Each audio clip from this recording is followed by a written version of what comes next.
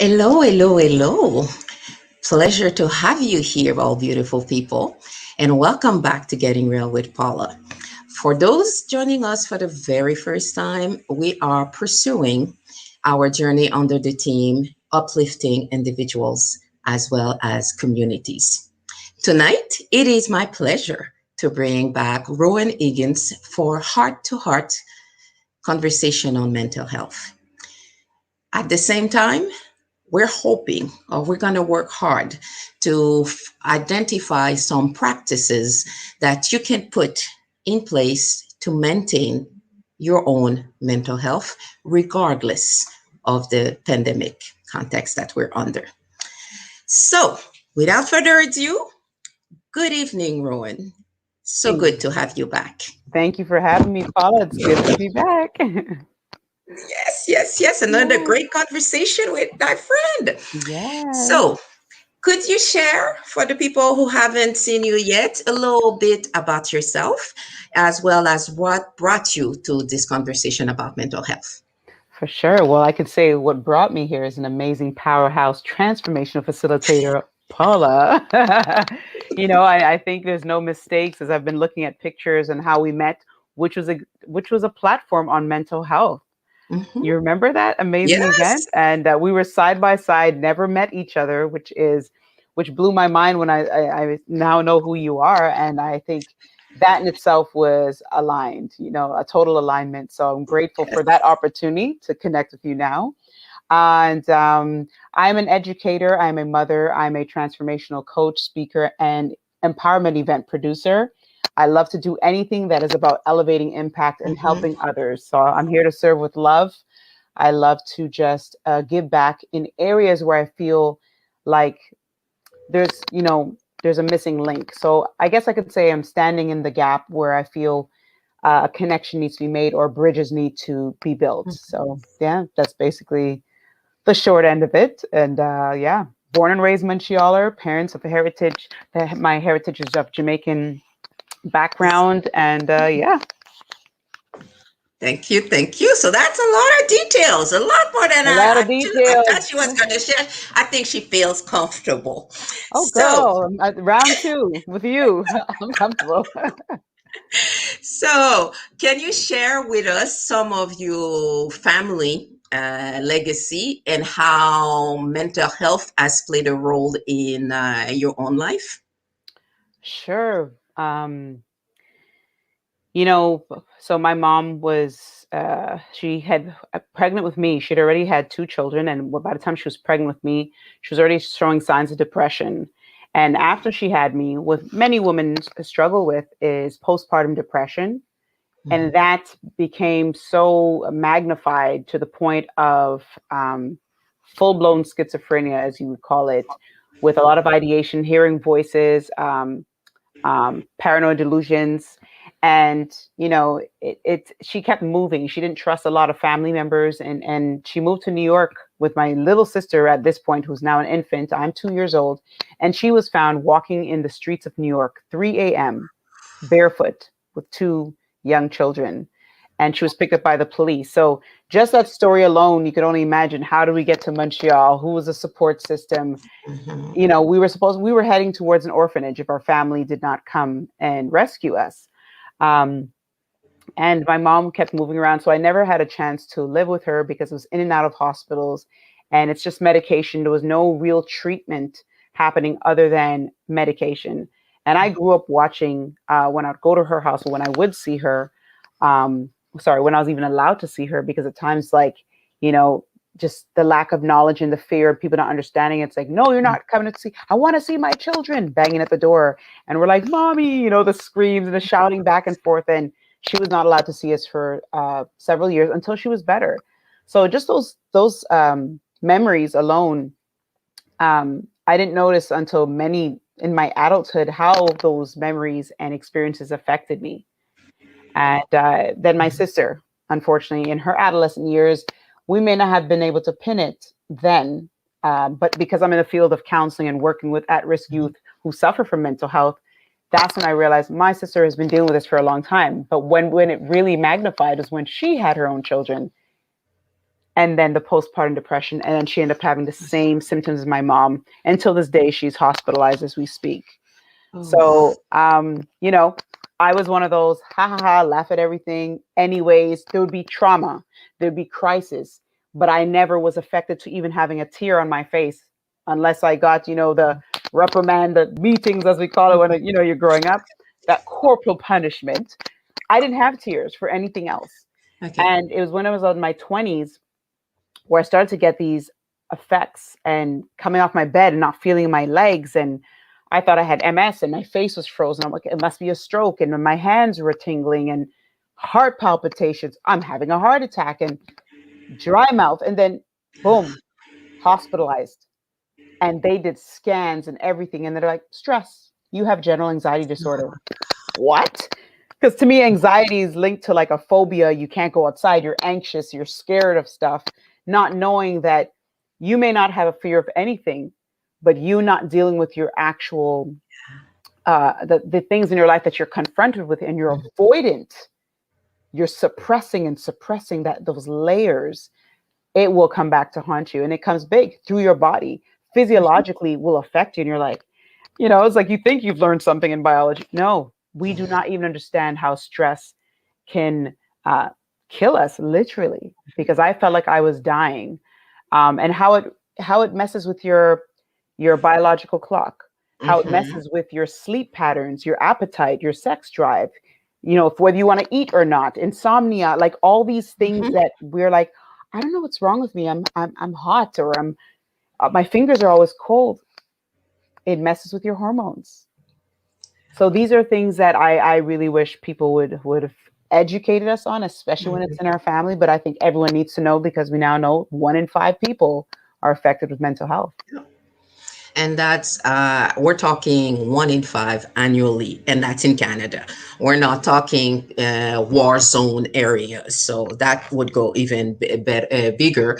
And right now with the pandemic, there's so many every low stress Hmm. seems to be heightened because of the context. So it's I would say by the time we finish with COVID or whatever the public health regulations tells us, by the Yeah. time we're done, I Hmm. am not sure that if we do if we have statistics, that they're not going to show that everybody went a little worse, not better but worse. We might not have the traffic stress, but everything else still is there. You are totally correct. That pandemic wall is so real. The initial fear that we saw in the media, and how many people are actually reaching out. I have a family member that was going through a crisis, reaching out to services that are there available for everyone, and not getting a call back, and knowing that Oh, our mental health system was overwhelmed and could not before. serve. Mhm. And even now, people are like, two children just now, they lost a family member, they thought they need counseling, and there's no services right now because they're so flooded. It's yeah, It very is sad. sad. It is truly sad Mhm. because those are times that change people's journey. That's right. And when you can't access the service, that also means you're going to have the impact will have longer lasting Yes. Yes. consequences. And that's what we do not want. Very So, true. on Mhm. a different note, still about mental health, what does taking care of your mental health means to you in concrete ways Um, nowadays? yeah, I would say, you know what, first, taking care of your mental health for me would first be to recognize it, to recognize how precious it is. You know what I mean? Like, because we take it for granted. We wake up, and even the language, the things that we say, and I'm speaking for those who have not gotten to a point of full blown depression or Mhm, anxiety. It's not clinical, let's just say that. So, for everyone who has a sane mind, if you will, we're mhm, not diagnosed with anything. We even think we're fully healthy. The things that we tell ourselves, like, oh, I woke up on the wrong side of the bed. Oh, I'm on my monthly, or you're making me upset. It's your fault. Like, you know what I mhm. mean? Like the things that we do and the transference of blame, putting our stressors, we blame the stressors, the external Yeah, stressors, and say that's why I'm this way. That is such a huge danger, and we need to shift our mindset. yeah. And so taking care of your mental health is one, recognizing when we do have the power. So before it becomes something that's no longer in your Mhm, control and it's a full out illness, mhm. how we can manage ourselves through the daily practices, through our mindset, through the words that we tell ourselves. The power of words is so important because, people are like, oh, I'm just having a horrible day. This whole week has been off. Sometimes we don't even realize that we all have cycles in our lives, like around this time of year or month or season, right? This big time for seasonal Yeah, depression, winter, yeah. climate, how much hours of sleep you get. I was a night crawler and I learned very late. And by the time I did learn, it was still hard for me to change it. 4 hours sleep and I could keep going. I could do everything. Mm, That's part of the burnout. And that in itself, people don't realize, they don't recognize the signs of a burnout. But some of us, in order to deal with our mental health, we overwork.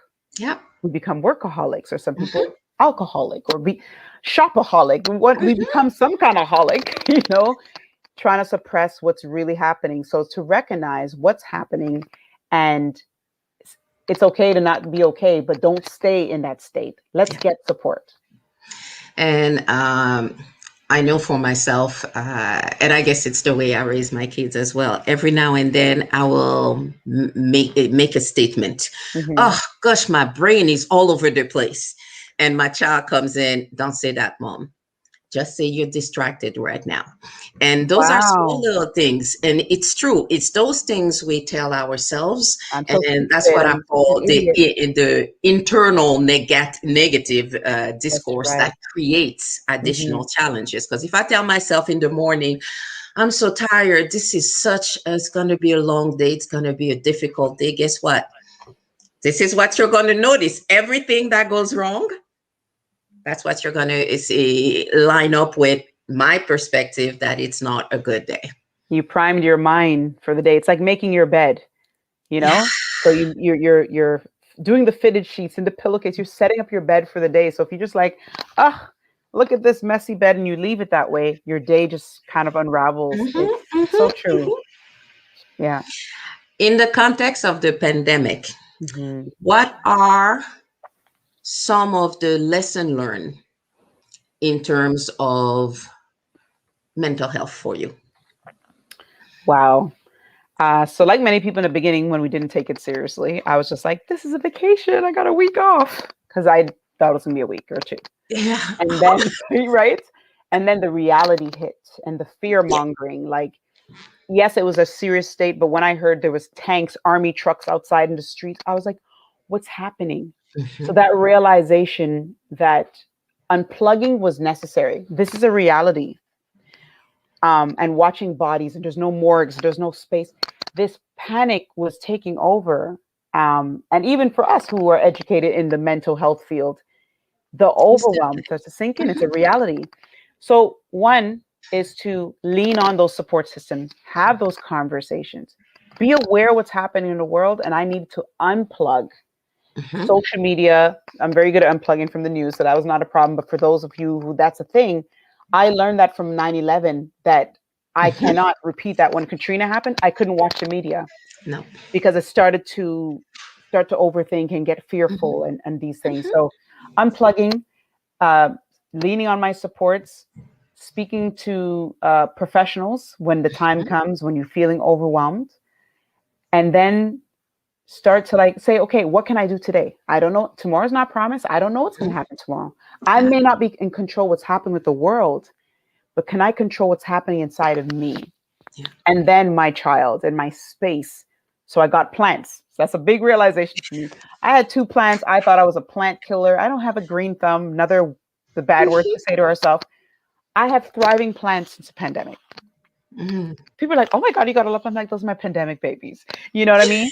So caring for something outside of Yes. yourself, because my daughter's 17, she was 16 at the time, but plants is like, it's like a new baby, right? Yeah. And that was important for me. Yeah. And I love what you're saying because it's taking those healthier habits. I know I've always walked with my dogs. I have dogs, Hmm. and over the pandemic, what changed Hmm. is that I took the kids with me. Yes. It's that now we're walking, but you're because we cannot connect like we used to. Hmm. You can still smile when you don't have the Yes. mask Yes. to people or say good morning, which we in the I did a lot rush. of head bowing. That's it. What we used to do because we were in the rush all the time, we had forgotten about it. Yes. So there's building relationships, but from a different perspective. And I totally agree with you with the staying in the moment and taking care of those things you have control over. Yeah. For me, one of the big challenges, and I'm saying for me, but for a lot of Canadians, is working from home. Hmm. Working from home also means there's no longer a separation between work and home. Overlap. And that overlap in itself is a stress because if I have my work PC in front of me, even if I'm watching a movie, I turn around, I see the work PC, my brain just connects to that. So Yeah. there's these things we have to figure out how we coexist in Yes. the same space, but in a way that I am taking care of self. Because trust me, when work is so close, it's hard to disconnect, if even if it was hard before. Before you said it, you totally pinned it. And I think in the beginning, even people getting used to working from home and juggling the children and oh, you're telling yourself I'm saving time with traffic, like you said, but really taking the time to separate your work is like, okay, I'm going to do this in my room. I'm going to Mhm. meditate in this space. All right. I'm going to pray and meditate in this space. Here, I'm going to do my work, but now I'm going to get up like lunchtime and walk outside for half Yes. an hour and get that sunlight. And I'm trying to like, don't eat in the same place I work, Mhm. because you're right. It really does blur the mind. And if Mhm. those lines get blurred, it's really unhealthy for you. So that's a very good point. And I had to learn it the hard way because it started to like, I start to feel brain fog, Wow. which is a sign of mental health, right? Like, Yeah, and brain fog, at least for me, also extends to what you end up doing in the evening. So if you have that brain fog and then you're watching TV, but you're not really watching, you're just zooming from channel to channel, that's still the brain fog working on you. So it's figuring out what can I do that is productive but actually nourishes me as well. that's right. Yeah. That's the nourishing, the daily practices is what I'm definitely has helped me. Yes.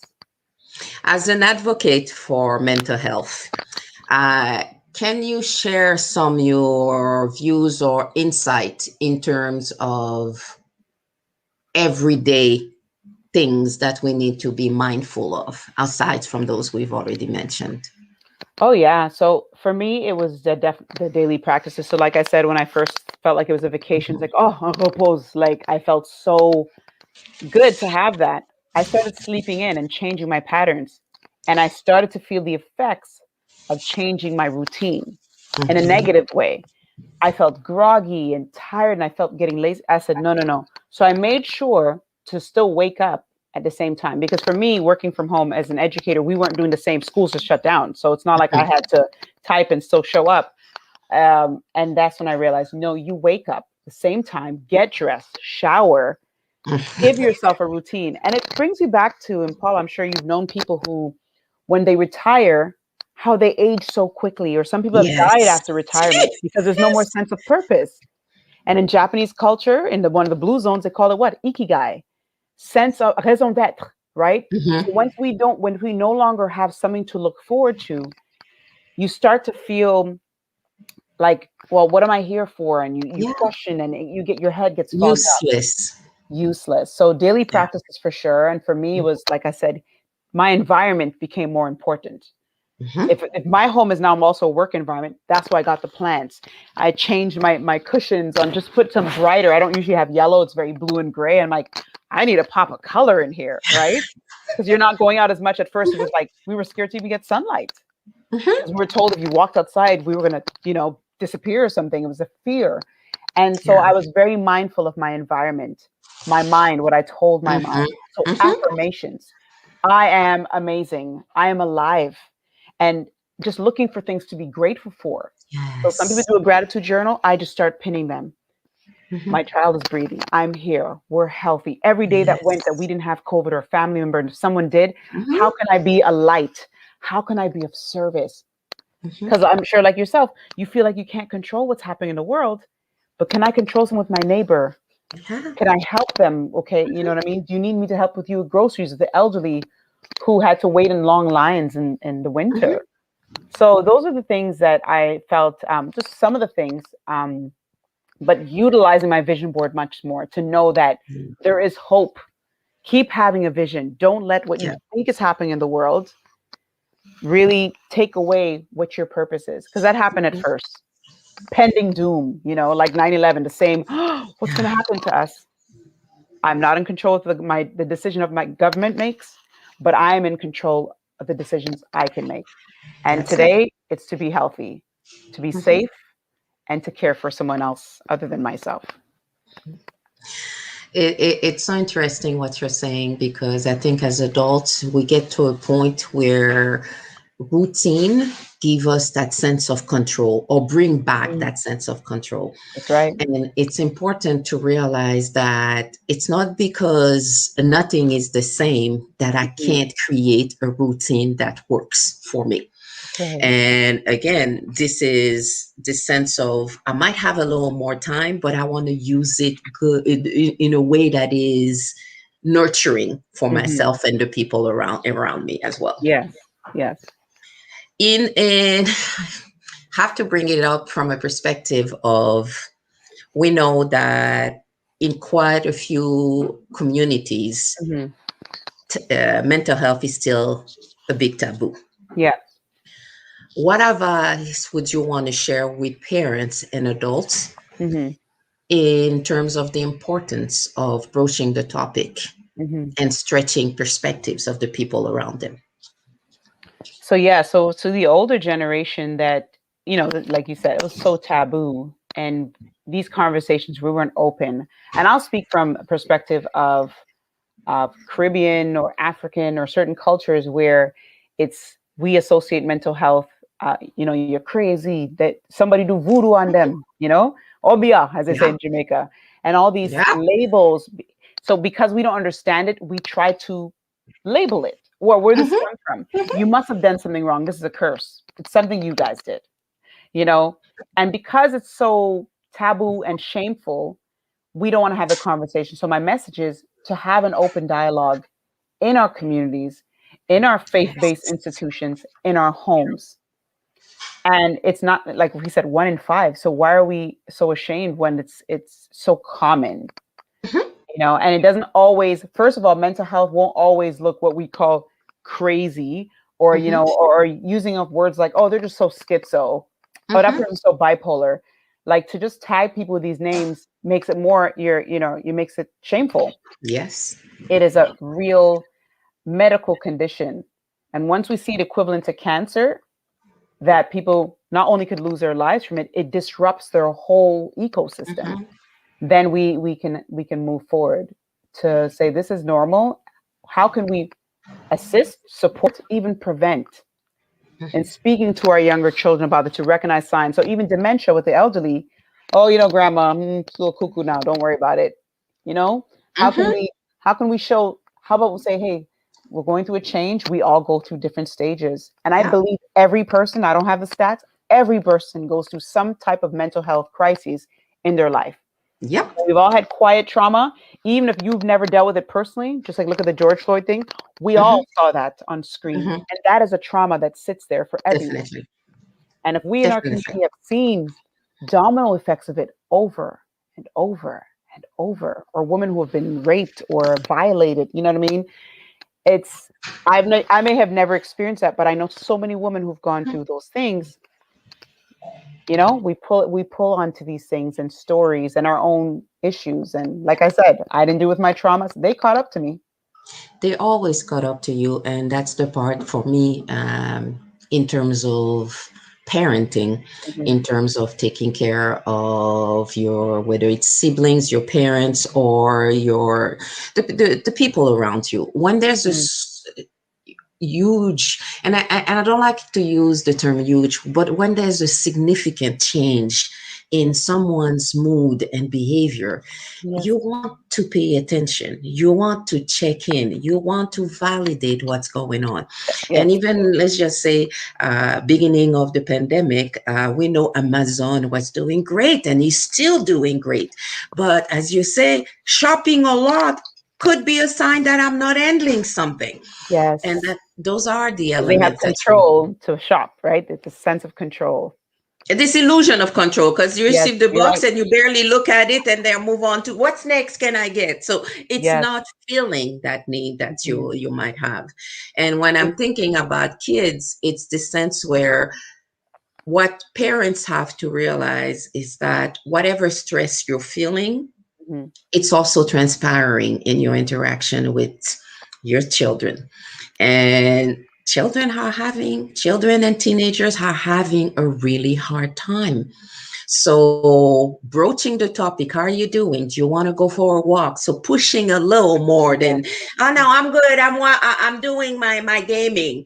So gaming is another way of escaping the that's right. reality, Yes. which creates additional stress. So it's gonna catch up with you, as you say. Yeah. Everything catch So up with I you. was going to say that about validating the feelings, having a conversation, and feeling. Let if once you remove the block, the obstacle, because Yeah. you don't want to talk about it, and it's a how do you say it, a gray space. Then Yes. then there's no they can't receive, they can't feel comfortable to say, hey, No. I know this is very tough. I don't know how you may be feeling, but I am here. And just because we recognize the signs of full blown, like even in our field, we may think we know all the signs, but they show up differently for everyone, Every single one.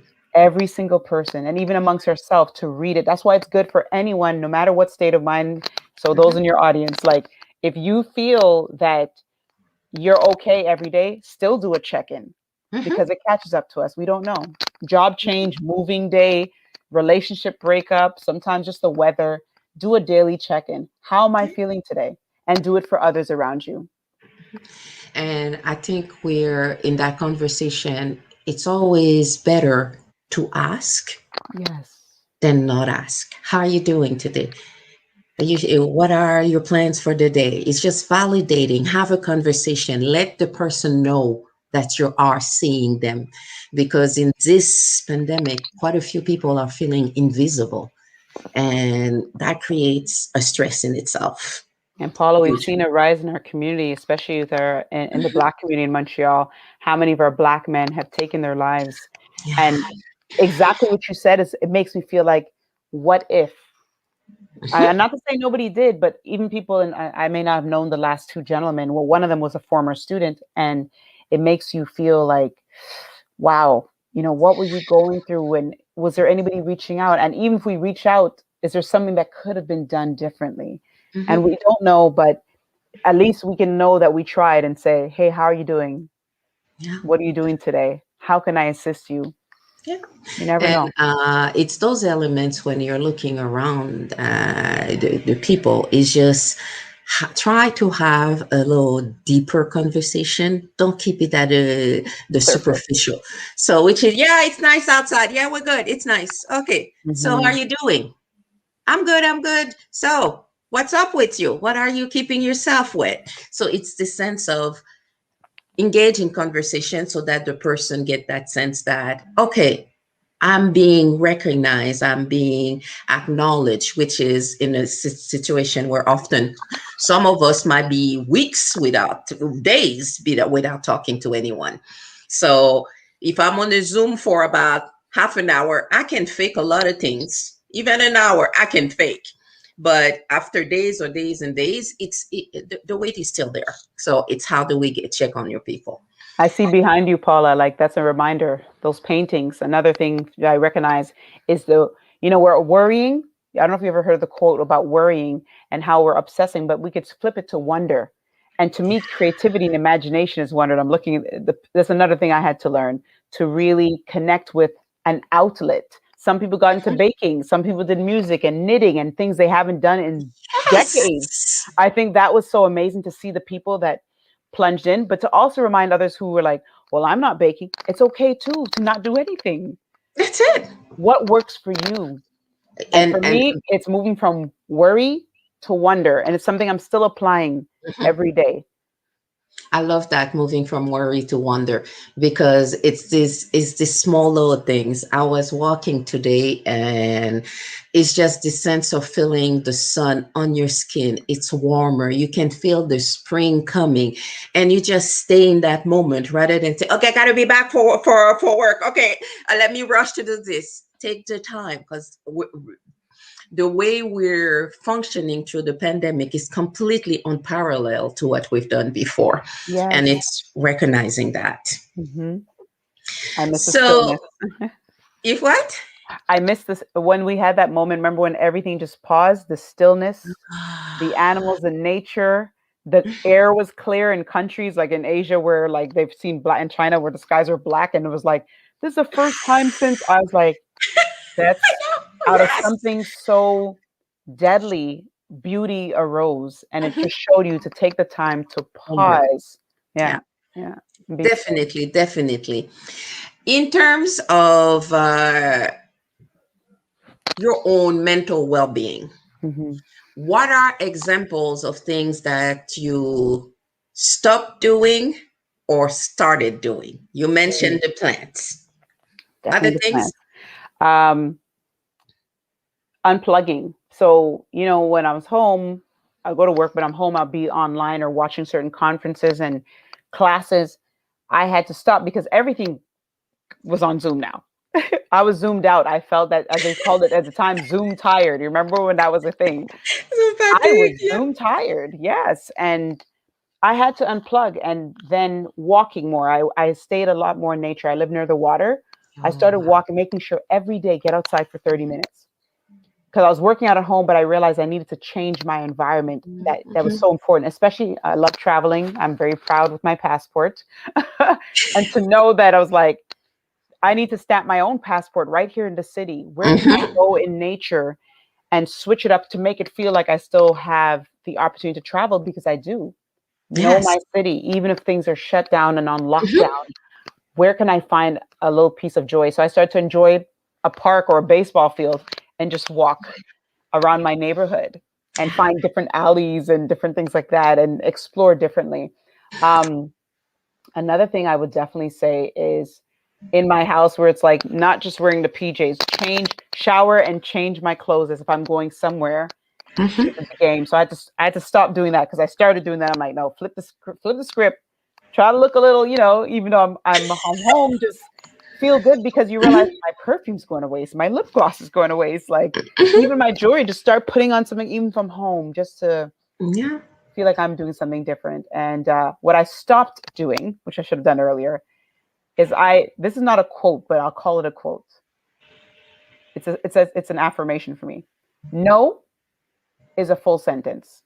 Yes. Hey, no is a full sentence. And why that was so powerful to me is because I started to say no in the last couple of years. If it didn't align with my brand Mhm. or my schedule, But we find, especially as a woman, we explain ourselves. No, because I have the kids this weekend. No, Yeah. no, arrête. No, I can't. Thank you for the opportunity, but I have to digress. Yeah, I have to decline. So yeah.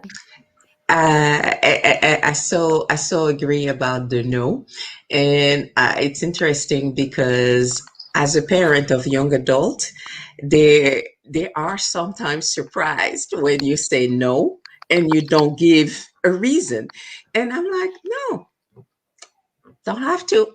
You Well, want to? I'm learning, and I'm going to be right behind you. I'm getting there, but No, it's a process, and it's also a process for ourselves. Mhm. And when we're talking about starting and stopping, it's important to write yourself what it is that you're doing. Right. Otherwise, you're going to forget. Hmm. No is a full sentence, as you say. It's an affirmation, but it's also a reminder That's right. because every now and then you forget and you slip back into the old habits. So it's this part, okay, We're these are the conditioned. things I will no longer do.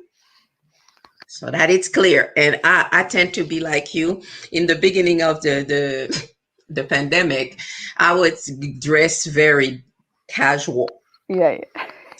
And then at one point, it's like casual doesn't do it for me. If I can lie down with those clothes, that's too casual. So Hmm. went back to wearing real clothes and trying to make sense of what clothing I had so that you get the illusion that, oh, I can look at myself and see something beautiful rather than, oh my God, what happened to you? Because, Yes. that's, Yeah.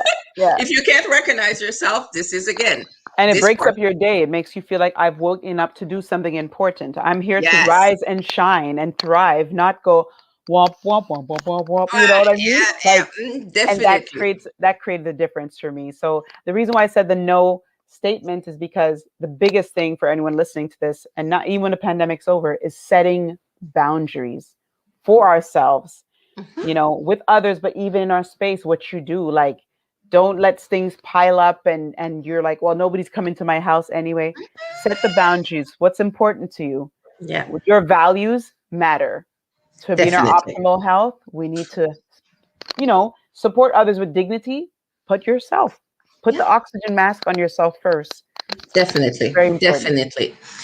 As a matter with the family history that you have, how and when did you have the mental health conversation with your kid? So I would say later than I think was appropriate. I think I should have done it earlier. I believe so, not think. And the reason why is sometimes I run from the conversation myself, to be honest with you. Mhm. Even when people start to dub me as a mental health advocate and this and that, or offer me a job at a mental institution, I'm like, no, no, no, no, no, I don't do that. I don't work in suicide units. I'll work with just the regular at-risk youth, as if it's any different, Mhm. because of the fear of being immersed in what I grew up around.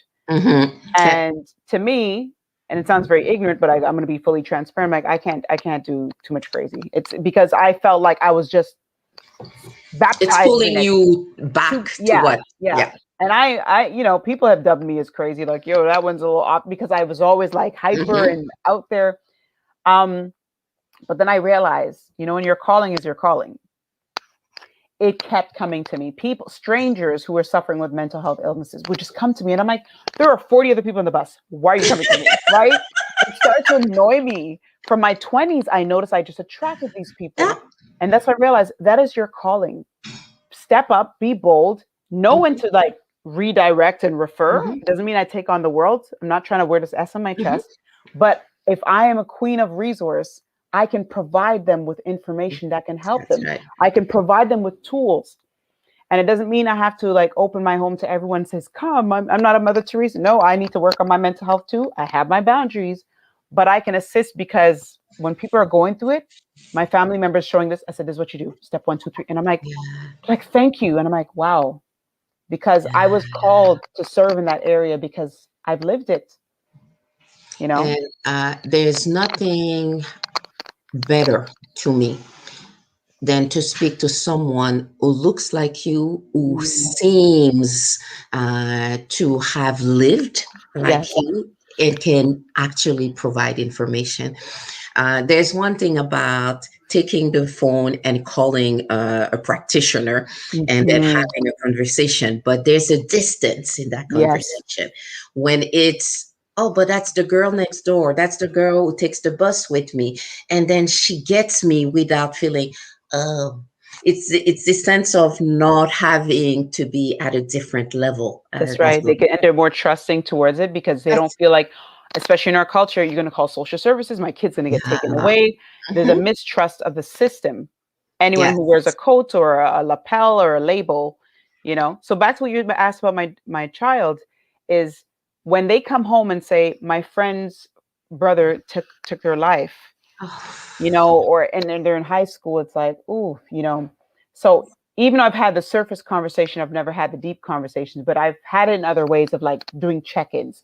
But now Mhm. I'm very open, especially during the pandemic, and we've all experienced our own hit our own walls. Is Yeah. to make sure I do a check-in. How are you feeling? Not just how did you sleep? Have a Mhm. good morning. How are you feeling?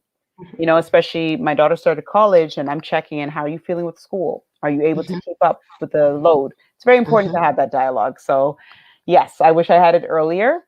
But I was running from it myself, Mhm. even though I'm in the field. It's because like that's work. I don't want to come home and talk about this. Yeah. And that's the challenge sometimes when you evolve in a specific field. If you immerse in it every single day, it's hard to just go around and say, okay, I'm trying to check off for the day. So this is it. I'm Yeah. closing the business. And then you Mhm. get home and you go right back into those same conversation. So Yeah. sometimes even on a personal matter in a family's environment, you have to realize that I might have to take back the load, have the conversation, validate, and then, okay, now I can relax because the worry is still there. Because if you Yes. notice and you're not saying anything, it's gonna catch back with you. Yes. And you're Yeah, gonna have to have a conversation, period. Yes, very much so. And yeah, confront it. Like when it's uncomfortable, sometimes it's okay to reach out to someone to have the conversation with you, with the person as a mhm, support, you know? yeah. Yeah. You've mentioned boundaries a little earlier, so I'm gonna ask you, what boundary or ease have you implemented in your personal or professional life to maintain and support your own mental health well-being? Well, definitely. So over the years, I learned early in my, you know, being in the community work, and as an educator in the schools, people knowing, having access to you and calling you late at night, for example. And I would respond because I'm a crisis worker and we do very well to responding to crises. And I'm reactive by nature. So, oh, my son was beaten up by the police. This happened. You know, what? Da, da, da, da, da. So I'm a night crawler. I don't sleep. I'm responding to all these crises. Then I go to work in crises. It's all I know. And my whole personal life is crisis. So I had to learn very early on when I said I ended up in getting the MRI and in Mhm, this machine going, what is happening right now? How did I get here at age 24? mhm, And they're telling me if you keep up like this, you can die because your heart is almost worse than the heart of a smoker's. mhm. And that's when I realized, wow, this mental health thing, let me move that off of that. Your well being, because that's what affects the mental health, needs to be in check. So I had to set the boundaries and put into place things like for my spiritual life. How Mhm. am I doing my daily check in? Am I moving? Because, oh, we don't have time to exercise. I have my job. I have my child. I'm in school. You know what I mean? So setting the boundaries when it comes to time management of what's important and making that a high priority, Mhm. making me. So before it was like my child and my job and everyone else, but no, me a high priority. So that's the main boundary is setting myself up to say, this is my time in the morning, my Yeah. daily practices, and then everyone is going to come after. And that was hard to flip the script, especially as a Mhm. woman, we're designed as nurturers to serve others like, hey, okay, all right, I'm there. I'm here to feed into you. No, no, no. I got to make sure I get Mhm. nourished first, Yeah. and then I can help, help Someone you. else. Yeah. Definitely. Yeah. What would be one key message that you would want to leave with the listeners? If there's nothing that they remember from this whole segment, Hmm. what would be that one thing that you would want them to pay attention to? You know what? Reach out, lean on your support, Okay. nourish and nurture yourself. Hmm. And going back to the question you asked me about the adults and people, but for everyone to, well, I'll say this because this thing, self care, is so commodified that I'm cringing when I hear it now, right? Everyone's on self care since the pandemic, especially. Hmm. Self care is a luxury for some. A mother with 5 kids who's trying to find her next apartment right now and has no job, you can't tell her to pamper herself and Hmm. put on a little facial. Right now, what we all need, especially in a time of social distancing, is community care. Yeah. We need to care for others. So, what I would say is open our arms, and we don't stop at virtual hugs and check ins, but let's try to go beyond and be creative as a community. So, Hmm. if someone's going through something and you know they're sick, let's get them a Hello Fresh. I'm not, well, no plugs because you guys are not sponsoring this place, but a subscription food box until they sponsor, we won't name it. Yeah. To that family. Someone's going through something, maybe get them a book. Let's show love in Hmm. creative ways. So that's my thing. It's community care in a creative way, Yeah. thinking of other people's well-being and how would I want to be blessed. And I say that because I went through a crisis, and coworkers showed up with groceries, and I was mind blown because this they're not my family. I would never. I had tears, Paula. Hmm. So I say it: community care, self care for each other. Hmm.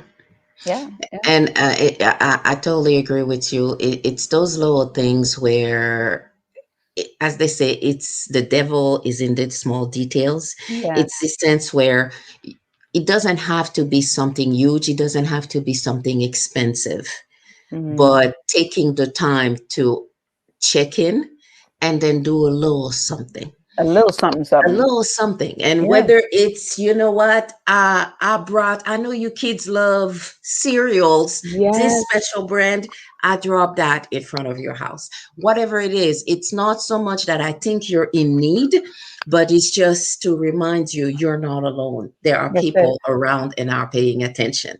Yeah. And it's huge. And that's the part where I think pandemic has helped us be a little more attentive for Yes. some individuals. I wouldn't say True. for everybody, Hmm. but it's just this community care. Even when you're going to the grocery, I know there's this woman at the grocery near my house, and the way she says, "Hi, are you doing?"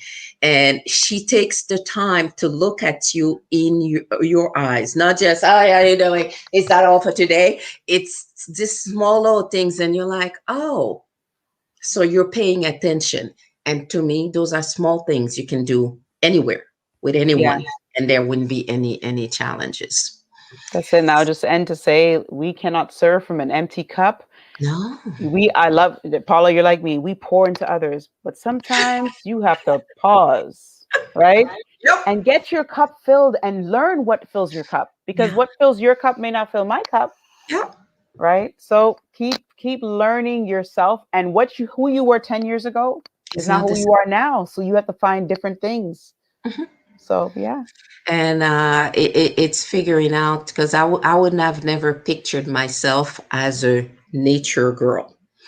But trust me, whew, nowadays we're going in it. I have my equipment and I'm thinking, this is nice. Just hearing the breeze through Yes. The the trees. Yes. trees. It's just wow, small little things. Serenity. Yeah. Serenity. Yes. Yes. So we each to each his own. So we're not going to tell people which one you should take, but pay attention. Figure out Pay. what works for Listen, you. I love that. Pay attention. Yeah. Figure out what works for you. Hey, that's a book, Paula. Yeah. You're gonna have me write so many books, friend. It's like, whoo, I need time for that. Pay attention. Yes, every single day to you and to the people around you. That's right. I received So, that. Thank you. how can people get in contact with you or hear some of the amazing work that you do? Oh, well. So it's Roen Higgins on every platform that's out there. So yes, it's spelled normally, Roen Higgins. And I am on Instagram, Facebook, and LinkedIn, Twitter very rarely. And yeah, my website, roenhiggins.com.